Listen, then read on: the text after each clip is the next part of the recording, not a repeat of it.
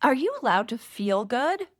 This may seem like kind of a ridiculous question, but it's one of the biggest barriers that I run into when I work with clients. The work that I do is helping people create a more compassionate inner voice to speak to themselves with kindness and encouragement and empowerment. One of the biggest barriers is that people think they're not allowed to speak to themselves this way. Maybe they feel bad about being kind to themselves, or maybe they feel like it's going to cause problems if they're kind to themselves.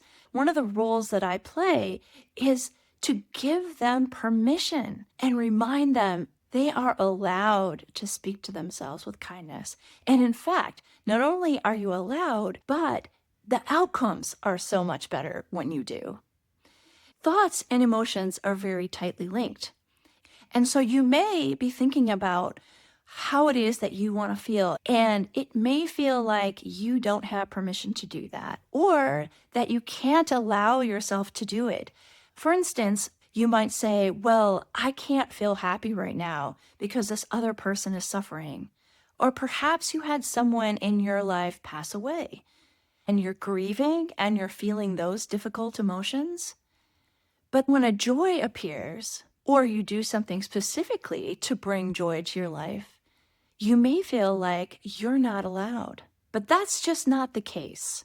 We're not only allowed to feel all of our emotions, it is part of the human experience. And to be emotionally intelligent and emotionally healthy, we need to be able to feel a spectrum of emotions. This means that you have permission to allow yourself to feel those really good, yummy, pleasurable feelings when you want to.